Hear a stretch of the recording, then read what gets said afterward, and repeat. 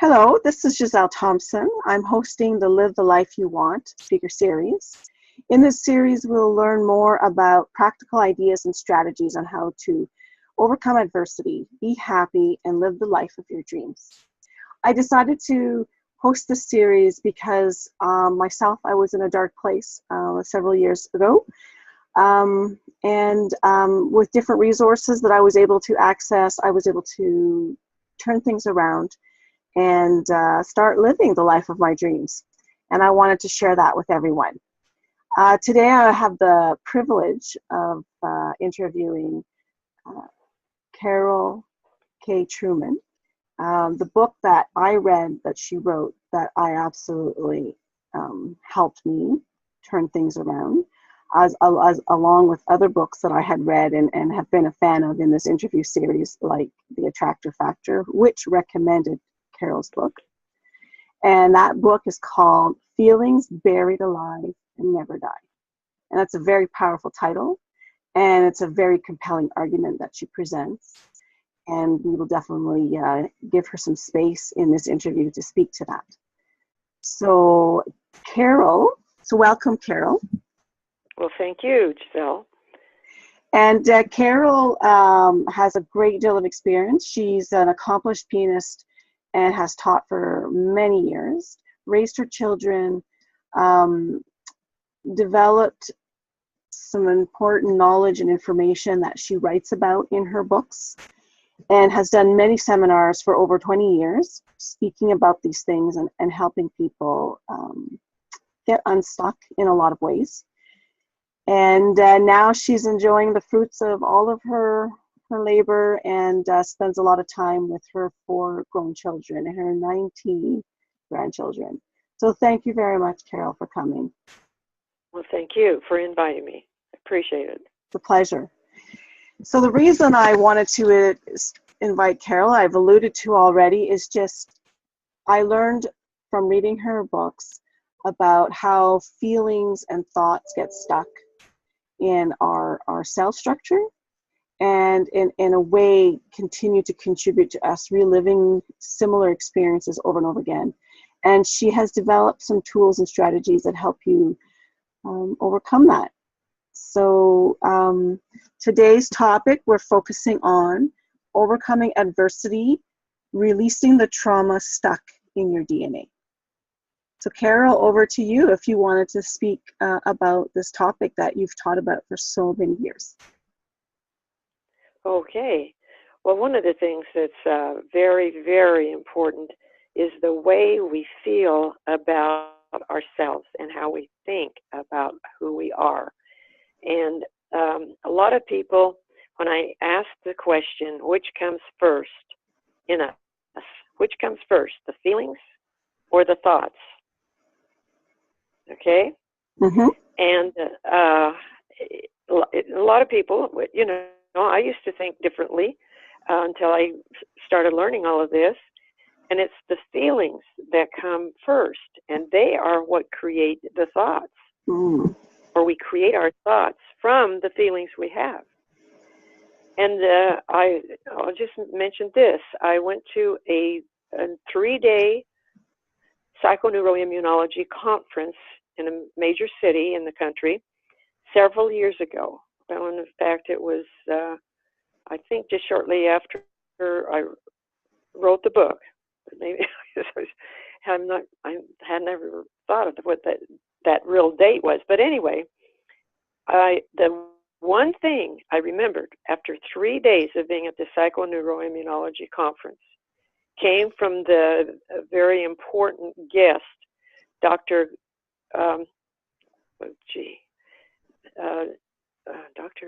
Well, I'll think of it. It was right on the tip of my tongue, but I went to say it and it wasn't there. Anyway, Joseph Chilton Pierce is his name. When he spoke, this is one of the things that just stuck with me and has stuck with me all these many years. And that is, whatever a baby is feeling when it takes its first breath at birth, that feeling, it sticks with that baby, with that child, with that person. That's one of the major things that they go through life feeling. Now, and man, that hit me because I have 4 children, and my last child really had something that he was dealing with before he was born, and it stuck with him, and so he became my experiment, so to speak. But it took him, and didn't realize this until he was 17 years old, that what he was feeling at birth caused him to be the way he was. And so, but in the meantime, after he was born and after I started learning all of this, there is a tool that came to me or was given to me, and I started using that tool, and it was so helpful to me and to my husband that when he was 17 and he was coming home from school, and he was, sometimes I never knew how he was going to be, whether he was going to be angry, whether he was going to be happy, whether he was going to be, you know, very disjointed or whatever.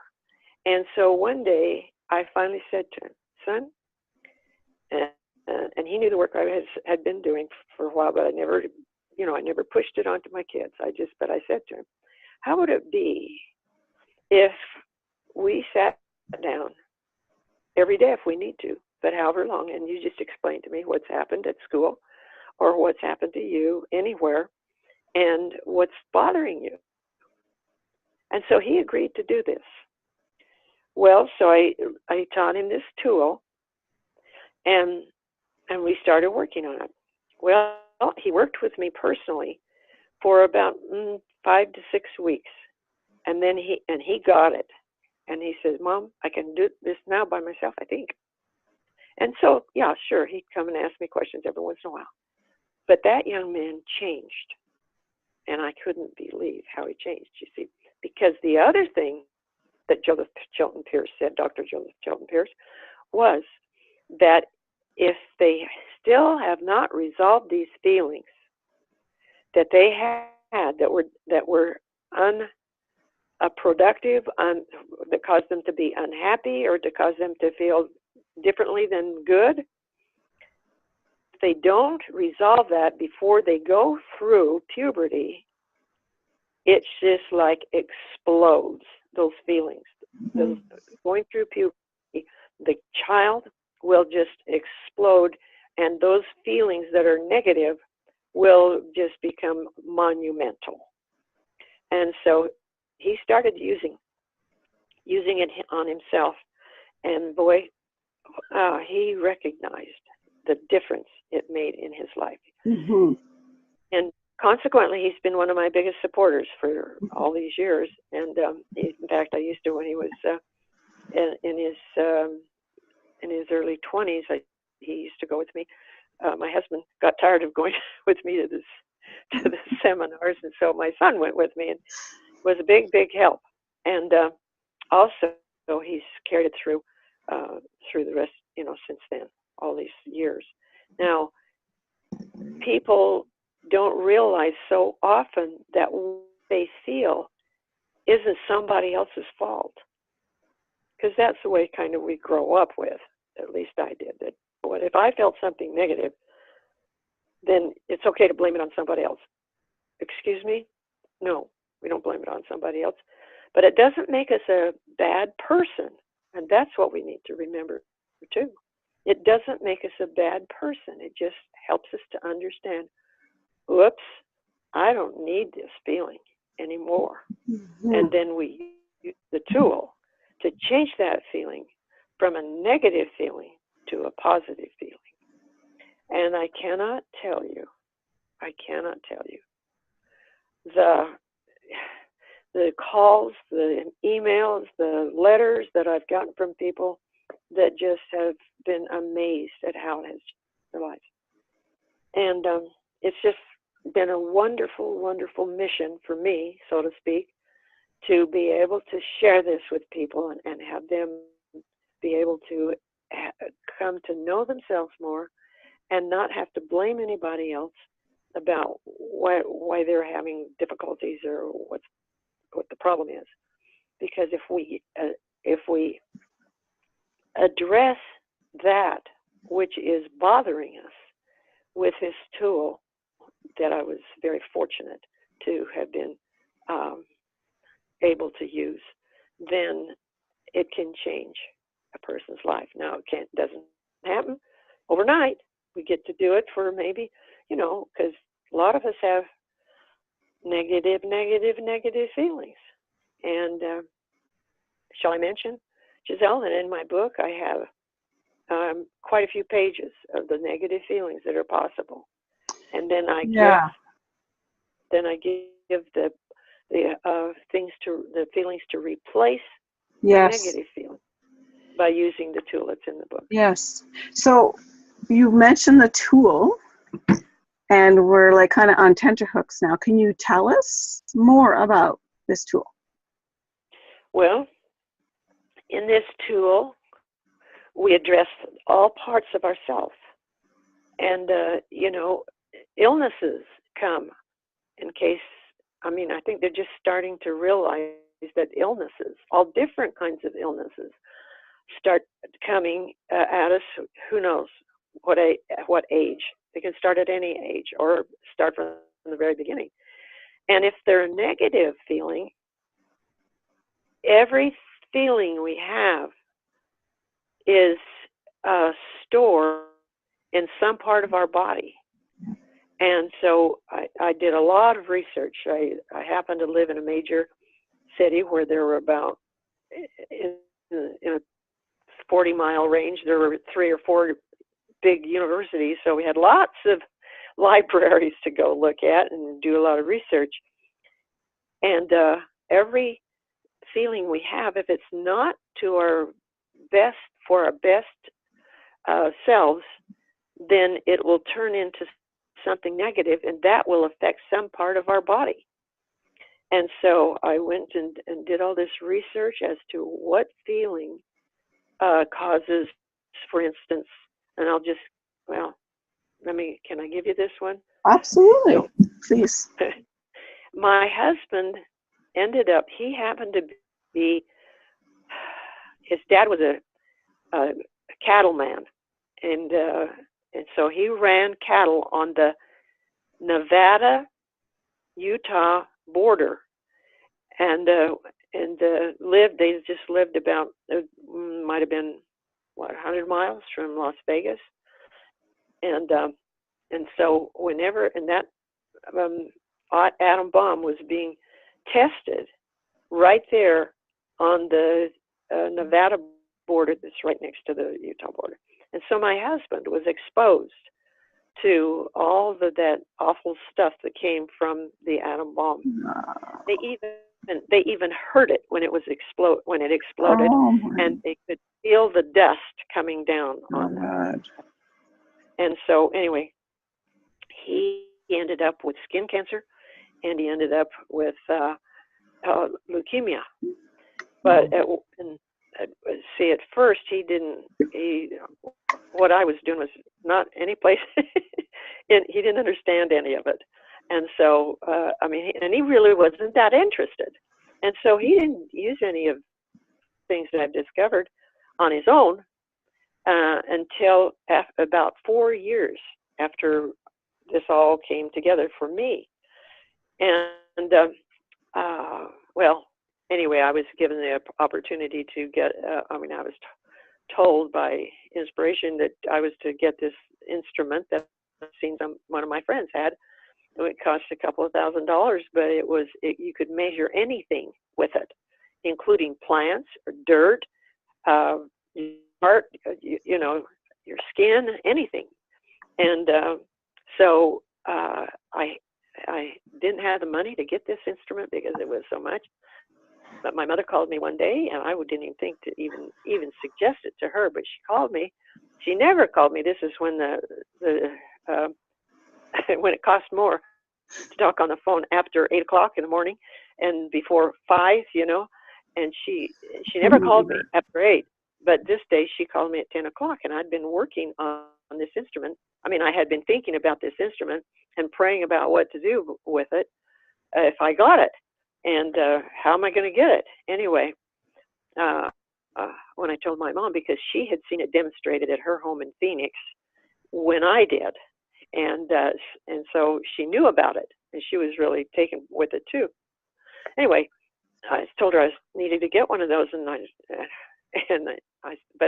didn't even cross my mind to ask her to lend me the money, but I just told her I was going to have a hard time because I'd have to wait until I could earn the money. And she said, "Well, I'll lend you the money." And I thought, well, for heaven's sakes, isn't that something? And she did. She lent me the money. She got one herself. And anyway, I was working with my husband one evening after he'd gone to bed. He goes to bed earlier than I do usually. And he'd been in bed a couple of hours when I was winding up, but I had learned how to go through the body parts and measure the, and it's called an SE5 if anybody wants to know what it's called. I had gone through all the body parts, and this instrument has the ability to change the energy. Well, when I measured the energy of the leukemia, it was on a scale from 1 to 100, 100 being the worst, it was 73.5. And I went, oh my gosh. And so I worked for 2 hours of what I had learned about all the parts of the body that were affected by this disease.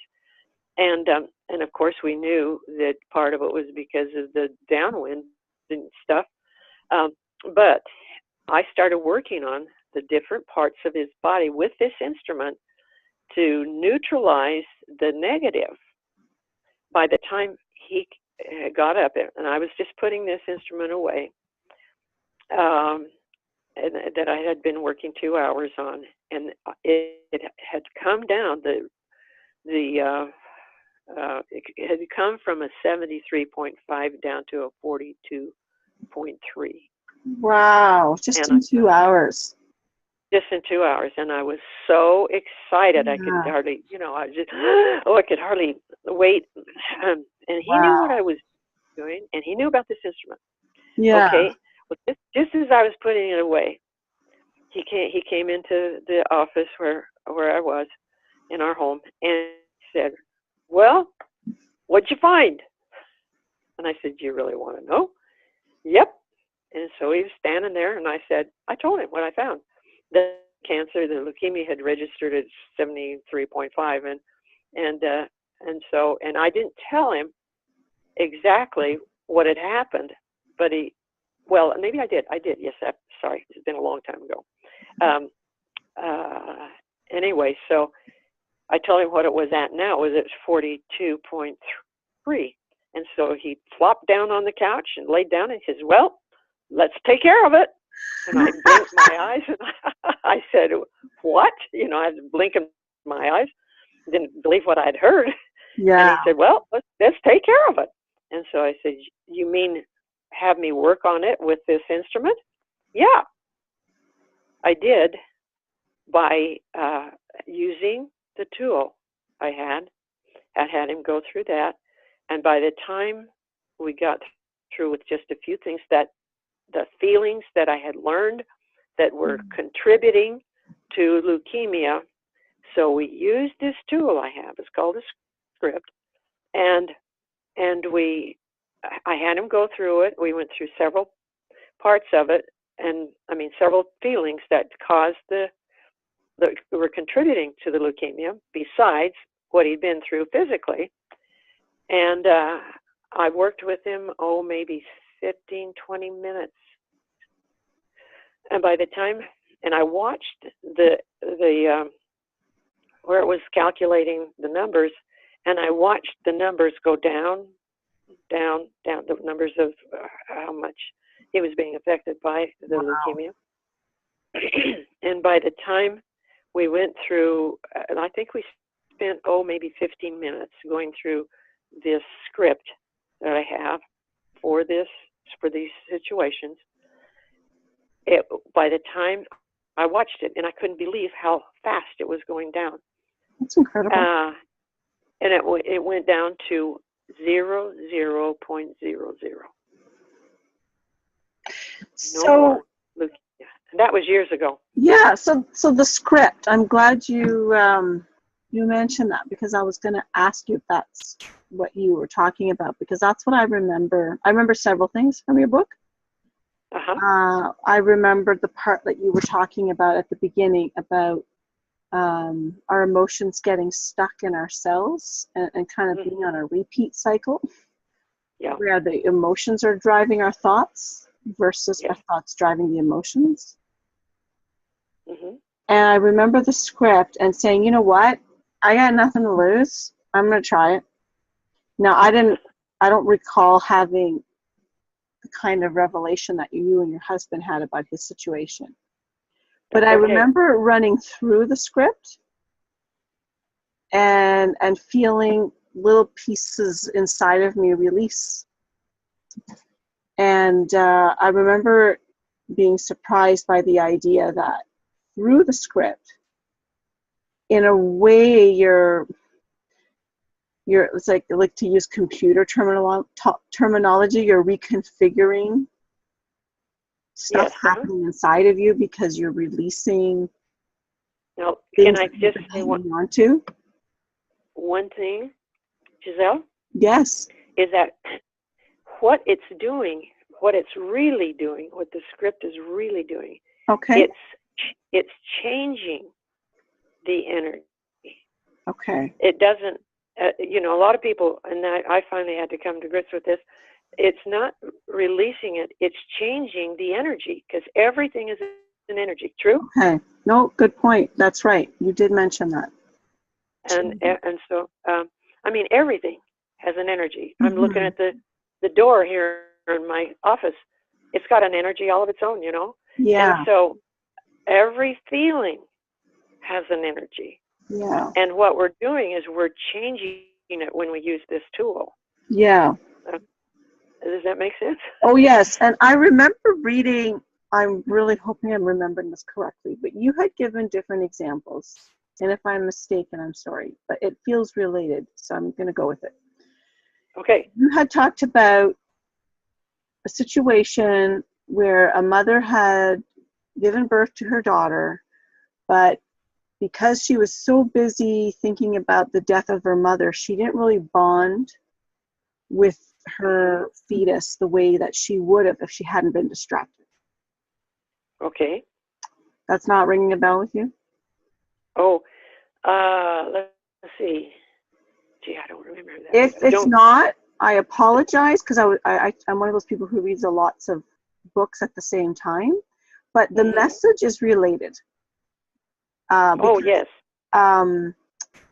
What she did, and this is what got me thinking about your script, is she went back mentally and emotionally to a time where she remembered being pregnant and flooding her fetus with love. Now that's very, very exciting, isn't it? Yes. That you can do that, and you're changing, once again, you're changing the energy. It's okay if you say what you did. That's all right. I just, and I did for a long time until I finally realized, wait a minute, everything is an energy. Everything. Yes. And so whichever one you say, that's okay. It still does it. Okay. Well, yes. So I if I'm misremembering the case, the application is still relevant, because what I learned from your script and your book is just that is the energy changes, and even if it happened in the past, you actually have control to change that energy to influence the future, and that is incredibly powerful. Oh, thank you for saying that, because that's exactly what we're doing. Yes. When we do that. And I remember thinking, you know what? Because in that particular example, the relationship between the mother and the daughter was very strained. And then after she did that exercise, she just from one day to the next, the relationship seemed to be so much more positive. And I thought, that can't be. That just sounds too far-fetched. That just sounds impossible. And at the time, I was estranged from my oldest daughter in the sense that because of the the challenges that I was going through emotionally with feeling invisible in my life, I was less present in her teenage years. And I Yeah. was cranky. And I, probably, I could honestly say that had I done it, were I to do it again, I would have been more patient and less cranky. Yes. But that's how it happened. And I Yes. thought, wow. And she had moved away to another city 5 hours away, and I would text her and she would never reply. And I'm like, wow, I really screwed this up. And then Oh, I thought, yeah. you know what? I'm going to try this thing that I read about, that you talked about, that example really made it concrete for me. And I would put emotional energy into just the relationship being positive and supportive, and not think Yeah. about everything that went wrong, but think Yeah. about everything that I would have did do, if that makes any sense. Oh, yes, you bet. In fact, I'm glad you mentioned that, Giselle, because with the world the way it is these days, and even in this country, it's like, and I did this several times, and I couldn't believe the difference it made. And that is when we can stop and go, wait a minute, that person is a beautiful human being underneath, if you have to say that. But they hurt someplace, maybe. And so what I decided to do, in fact, I can send this to you, was send them, just to see myself with them in my mind's eye, and just say to them, I behold you with eyes of love and glory in your perfection. If I have done anything to hurt you in any way, will you forgive me? Mm. I am sorry. And then see yourself giving them a hug. Mm-hmm. I I decided to do that once, and well, let me tell you what happened. I just decided, and for at first I was doing it with my children and my husband, from day to day, or maybe every other day, or twice, 3 times a week. And then I thought, why don't I send that same love to my neighbor, even though I don't really know my neighbors. And so I just decided to do that, was send love, and see myself just sending the love, even though I couldn't put my arms around and give him a hug and ask him for. But I did say, if I've ever done anything that has hurt you or caused you pain, will you forgive me? I'm sorry. I love you. And so I just did it in my neighborhood. I haven't done that. I haven't told many people this one, but I did it in my neighborhood. Excuse me. And then I decided, well, let's go to the other side of town. And so I went through the whole town, and we have about 150,000 people who live here. And then I thought, well, let's do it in the state. Anyway, long story short, I decided just to go through the whole country. And I took sections of each state, or several states at a time when I got to being over there to the east of us, because I live so far in the west. Anyway, the next month after I did this, my husband came home from work, and he said, guess what? And I said, what? We sold more books this month than we ever have. Wow. And mind you, that book had been out for 14, 15 years. It continues, but I'm not taking the credit. Please, I'm just the student still, and I am still learning. But I do know that we can do so much with people. In fact, can I read you one thing? Yes, and then we'll move to your gift that you Okay. wanted to share. Okay. Okay. All right. My sister-in-law gave this to me, and was on a birthday card, and I have it right here so I can be reminded all the time. And it says, and the author, I'll tell you who the author is at the end. When we seek to discover the best in others, we somehow bring out the best in ourselves. Mm. And that's by William Arthur Ward, I think. It's such a small. And so that if we can just excuse other people, forgive them because they don't know what they're doing. They don't really know what they're doing. And just send love and the best that you can. Now, this tool, do you want me to go ahead and tell them? Yes, please. Please do. First of all, I want to thank all of you who have been listening and let you know that I truly do care about people. And I thank you for your interest. And so, if any of you would like to have this tool called the script that we've been using all these many years, let me give you my email address and you can send that to me. Is that okay? Yes, and I'll be posting it too. So, yeah. Okay. I have an easy one. kktruman@gmail.com. Perfect. And just let me know that you listened to this, and so that I'll remember, and that I will send you one of these. Okay, and hopefully it'll be interesting enough that they'll also want to have the book so they can understand. Absolutely, of course. Oh dear, life goes on. Life goes on, but I tell you, when you just don't throw other negativity at other people, you'll be surprised what happens.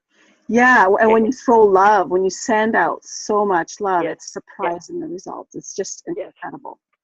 Yes, amazing. Yes, I feel that we could talk about this for way more than half an hour. And you did seminars for weekends, I'm sure, and weeks. Yes.